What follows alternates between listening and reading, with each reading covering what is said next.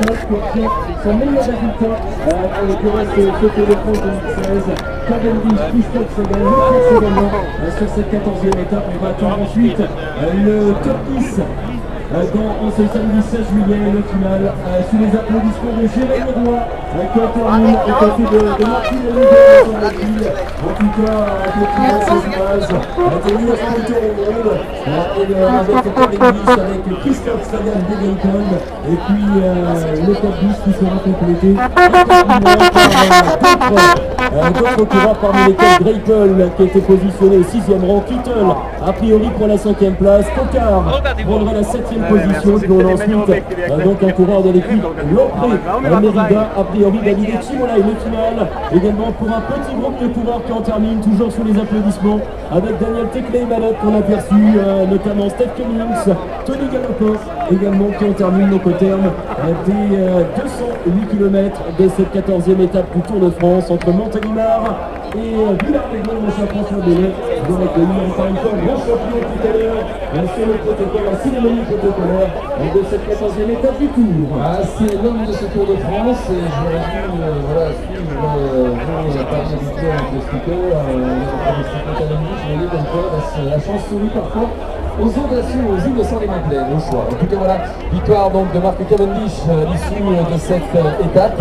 Et donc voilà, il atteint la barre des grandes victoires sur le Tour de France. On l'avait évoqué tout à l'heure en se disant qu'il était tout à fait possible que le champion britannique inscrive une 30e victoire à son palmarès. C'est fait, il n'est plus qu'à 4 victoires du Grand Ediners et donc évidemment il rentre dans l'histoire. 4e victoire aussi à l'étape pour Mark Cavendish. C'est vraiment l'homme en forme de ce début du Tour de France. Alors le podium protocolaire sera encore un peu particulier ce soir, Damien, puisque le podium sera dépourvu d'hymne officiel du Tour de France et de dire on va enchaîner les différents tableaux, les différents plateaux. On va attendre que le tableau d'honneur nous soit porté par Thierry Goulou.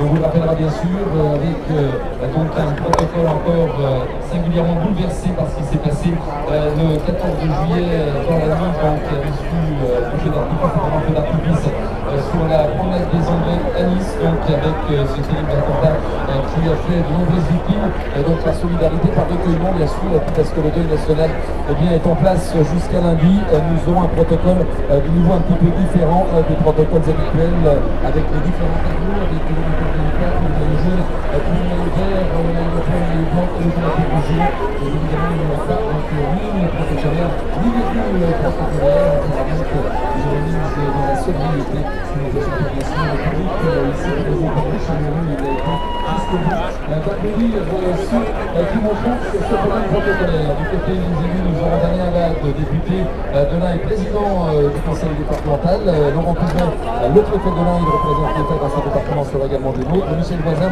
député de l'Ain. Pierre Larieux, le maire de Villars-les-Gaules, je suis président de ce parc des oiseaux, donc nouveau site d'arrivée qui va donc voir avec Cavendish. Donc Cavendish qui a été vraiment depuis le début de ce Tour de France, le sprinter le plus compliqué. Damien nous communiquer sur quelques arrivées qui seraient survenues.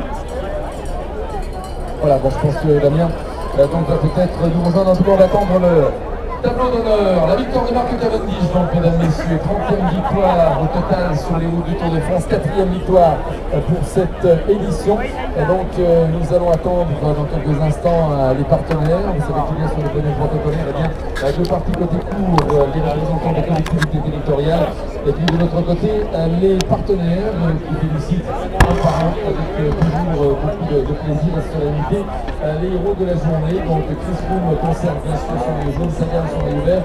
Il n'y aura pas de changement non plus du côté du maillot à poids pour Thomas de Rennes. Et puis on attend quand même le combatif du jour. Le jury a dû délibérer. On attend que ce jury nous donne le résultat de ces cogitations.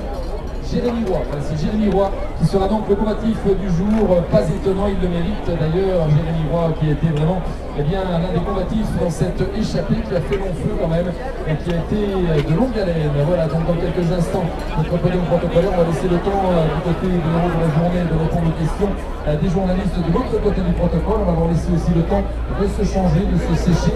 La journée a été certes ventée mais aussi extrêmement chaude, donc beaucoup évidemment de sudation. Christian Prudhomme nous rejoint à l'instant, donc rejoint Daniel Abad, Laurent Couvet, Michel Voisin, Pierre Larieux, Henri Formorèche, question sur le côté du podium qu'on accueillera dans quelques instants donc, sur ce podium protocolaire.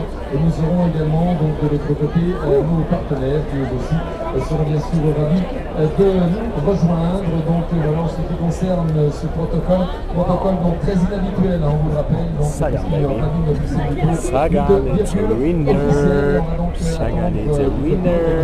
quelques infos concernant ce protocole. Les partenaires nous amènent la liste exhaustive avec la présence donc, de Jean-Philippe Rochard, Michael Duquel, Bertrand Carbis, Michael Duquel également, Yann Lionel qui s'occupe du sponsoring LCM, Michel Catochon.